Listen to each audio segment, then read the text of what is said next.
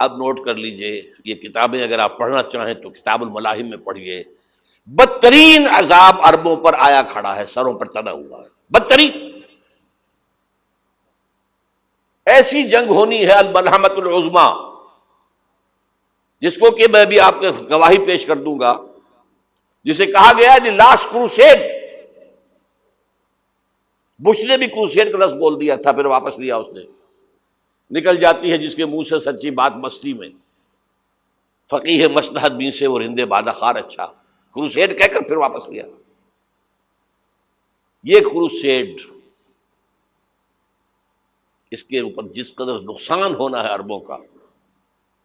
Greater اسرائیل بنے گا، یہ عراق، شام، اردن، سعودی عرب کا کچھ شمالی علاقہ، ترکی کا جنوبی علاقہ، مصر کا صحرائے سینا، اور اس کے ساتھ ہی جو بہترین اس کا زرخیز ترین علاقہ ڈیلٹا آف نائل، یہ سب یہودیوں کے قبضے میں جائیں گے. اس کو حدیث میں کہا گیا الملحمۃ العظمیٰ. عیسائی 80 علم لے کر اے مسلمانوں تم پر حملہ آور ہوں گے، اور ہر علم کے نیچے 12,000 فوج ہوگی، 9.5 لاکھ فوج. یہ نیٹو کی تیاری کس کے لیے ہو رہی ہے؟ جب یو ایس ایس آر کا خاتمہ ہوا تو پوچھا گیا تھا نیٹو چیف سے، اب کس لیے؟ تمہارا وہ دشمن تو ختم ہو گیا، اب ہمیں اسلامک فنڈامنٹلزم سے نمٹنا ہے. وہ جانتے ہیں خطرہ یہی ہے. اب اسلام ابھر سکتا ہے، مسلمانوں کے سینوں کے اندر وہ آگ ہے، اوپر خاکستر آ گیا ہے، تم پہ اٹھانا بیٹھنا، یہ اندر تو انگارہ ہے، اوپر سے راکھ ہے، اس سے دھوکہ نہ کھا جانا ان کے دلوں کے اندر. اور بش نے کہا تھا مسلمان چاہتے ہیں کہ ہسپانیہ سے لے کر انڈونیشیا تک نظام خلافت قائم کریں. اور میں حیران ہوا تھا کہ اس کمبخت کو ہسپانیہ کا خیال کیسے آ گیا. ہمیں تو کبھی آتا ہی نہیں، اب ہم تو بھول گئے. وہ تو 500 برس پرانی بات ہے، جبکہ وہاں سے ہمیں نکال دیا گیا تھا.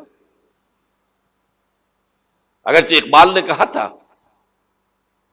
ہے ارض فلسطین پہ یہودی کا اگر حق، ہسپانیہ پر حق نہیں کیوں اہل عرب کا.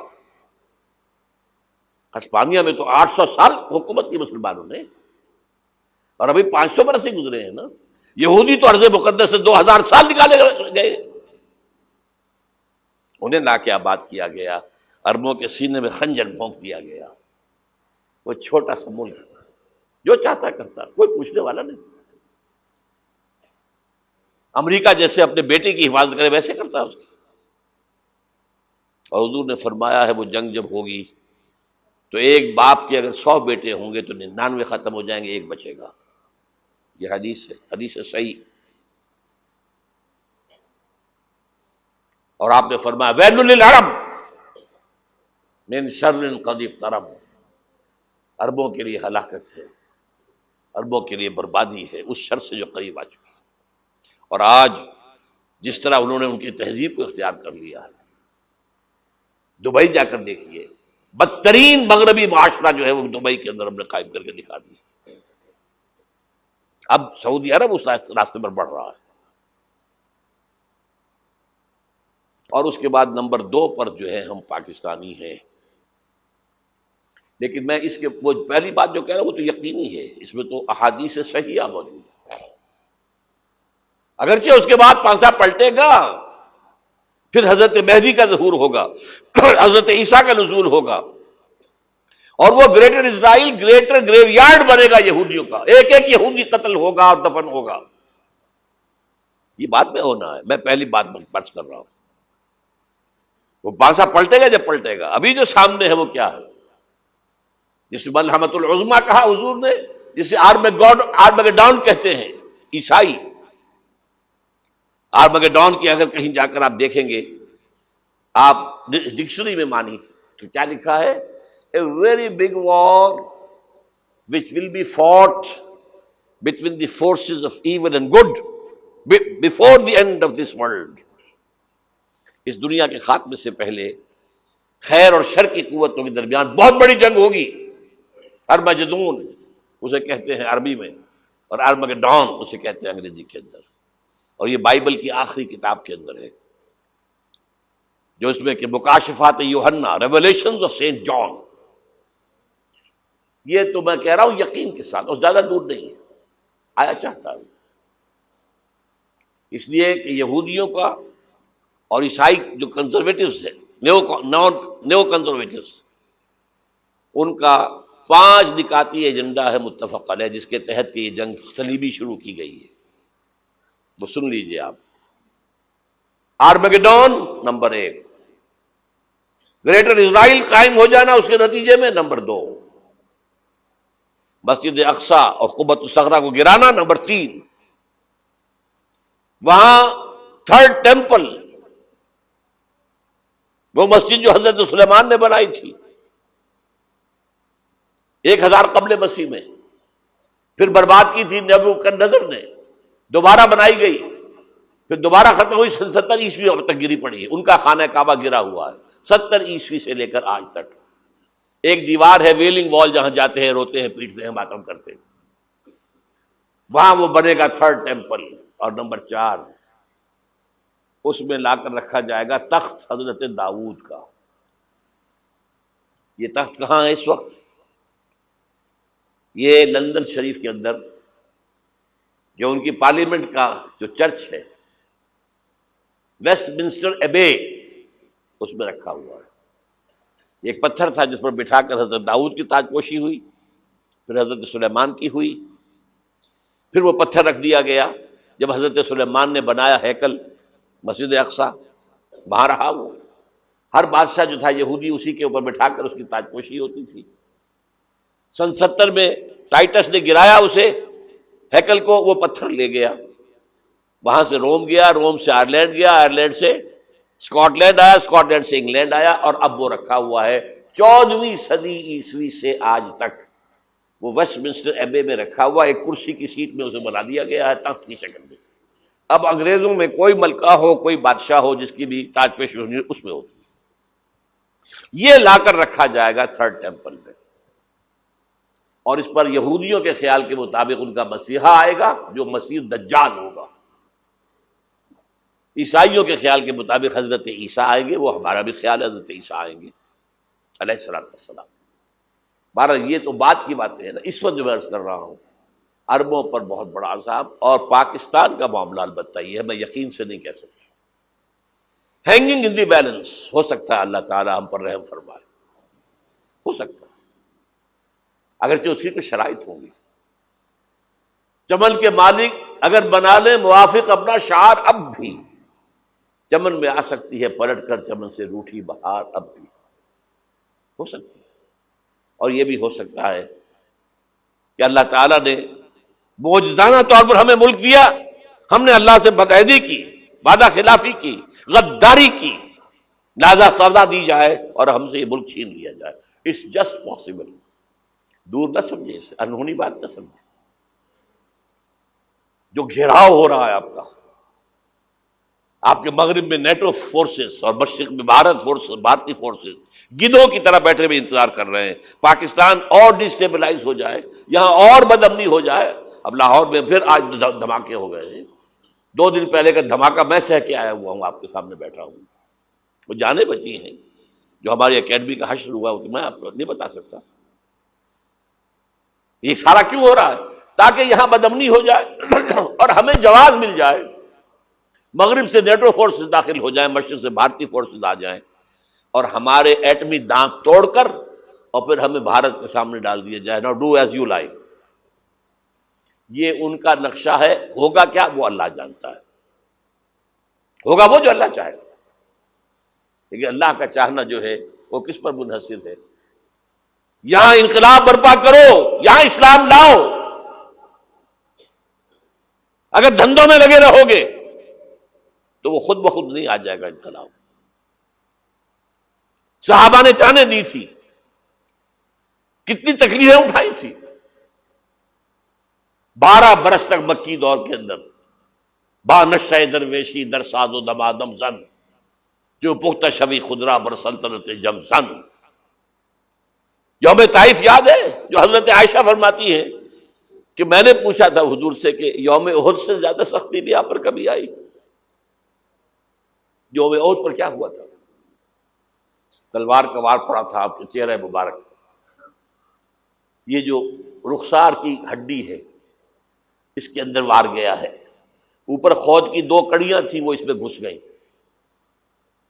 2 دندان مبارک شہید ہوئے۔ وہ خود کی کڑیاں ایک صحابی نے اپنے دانتوں سے پکڑ کے کھینچنے کی کوشش کی، دانت نکل گئے، وہ نہیں نکلی، کیا جتن کر کے نکالی گئی ہوگی تو خون کا فوارہ آیا، اتنا خون گیا ہے کہ آپ بے ہوش ہو گئے، گر گئے، اور مشہور یہ ہو گیا کہ آپ کا تو انتقال ہو گیا، شہادت ہو گئی۔ یہ سیرت کبھی پڑھی ہے؟ حضرت عائشہ کے ہوش کا تو یہی دور تھا نا، یوم طائف میں جو آپ کی کیا تھی، بچی تھی، انہیں کیا پتا کیا ہو رہا ہے حضور کے ساتھ۔ 3 دن تک حضور مکے کی گلیاں اور وہاں کے اوباش لوگ پتھراؤ کر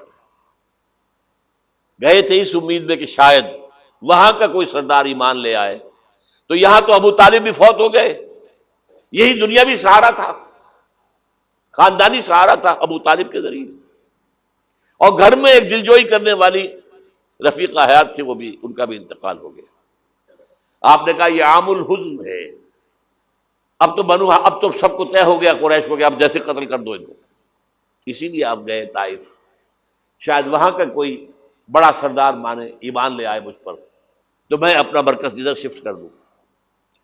تینوں سے ملے ہیں، تینوں نے وہ جواب دیے، نکل جاؤ یہاں سے، میں تمہارے ساتھ بات بھی کرنے کو تیار نہیں۔ اچھا، تمہارے سوا کوئی نہیں ملا تھا اللہ کو نبی بنا کر بھیجنے کے لیے؟ دیکھو جاؤ، میں بات نہیں کرنا چاہتا، ہو سکتا ہے میں بے عزتی کر بیٹھوں، واقعی تم اللہ کے نبی ہو تو میں مارا جاؤں گا، جاؤ جاؤ جاؤ۔ یہ سلوک محبت کے ساتھ ہوا ہے۔ اور پھر چھوکروں کو، اسٹریٹ ارچنز جنہیں آپ کہتے ہیں، اشارہ کیا تھا، خبر لو ان کی، پتھراؤ ہو رہا ہے، ساتھ کوئی ہے ہی نہیں، ایک آدمی صرف، زید ابن حارثہ۔ اب سامنے سے پتھر آ رہے ہیں تو حضرت زید آگے آ جاتے ہیں، ڈھال بنتے ہیں، مجھے لگے پتھر حضور کو لگے، آپ پیچھے سے آ رہے ہیں، چاروں طرف سے تو ڈھال نہیں بن سکتا ایک شخص، جسم لہو لہان،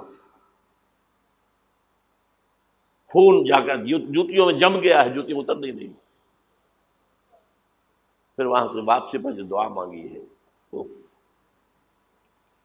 اللہم الیک اشکو ضعف قوتی وقلت حیلتی وہوانی علی الناس، اے اللہ تیری جناب میں فریاد لے کر آیا ہوں اپنی قوت کی کمی کا، اپنے وسائل کی کمی کا، اور جو ذلت و خواری ہو رہی ہے لوگوں کے سامنے، الا مل تکلنی، مجھے کس کے حوالے کر دیا ہے، الا بعیدی یتجہمنی، یہ میرے اوپر ہجوم کر کے آ جائے، حملہ کرے، اور عدو من لگتا امرے، یہ دشمن کے حوالے میرا معاملہ کیا، جو چاہے کر دے وہ۔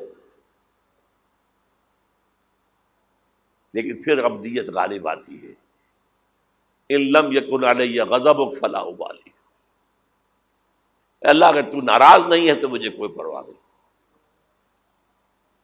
سر تقدیم خم ہے جو مزاج یار میں آئے، مجھے اندیشہ یہ ہے کہ تو ناراض تو نہیں ہو گیا۔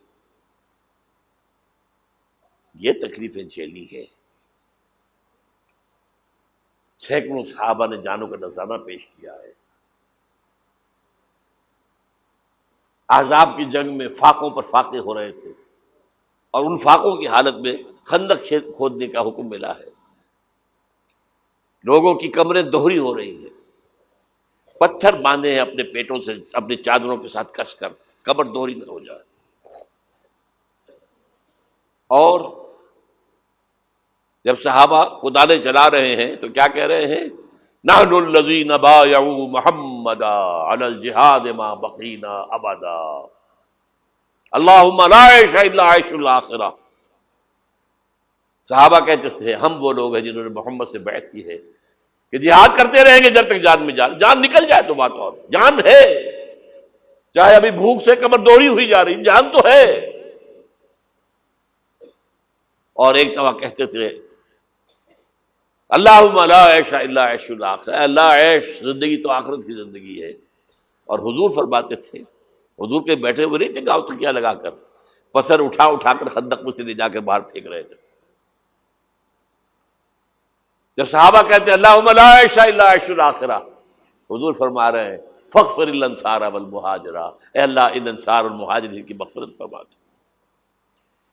پھر حضور کی خدمت میں کچھ لوگ آئے، حضور اب یہ فاقہ ناقابل برداشت ہو گیا، دیکھیے ہم نے یہ پتھر باندھے ہوئے اپنے پیٹوں کے ساتھ۔ حضور نے کرتا اٹھا کر دکھایا، وہاں 2 پتھر باندھے ہوئے۔ یہ ہے سیرت النبی۔ آپ کس چیز کو سیرت النبی سمجھتے ہیں؟ بہرحال اس موضوع پر میری ایک کتاب ہے منہج انقلاب نبوی، کہ انقلاب کیسے آیا تھا۔ اگر دل میں ذرا بھی آرزو پیدا ہو گئی ہو کہ اللہ قبول کر لے مجھے بھی، مجھے قبول کر لے اس کام کے لیے، تو وہ کتاب آپ کے لیے مست ہوگی، اس کا پڑھنا۔ هي الحلقات تحفظني بآيات من القرآن، هي الحلقات تملأني بحب المصطفى العدنان، هي الحلقات تحفظني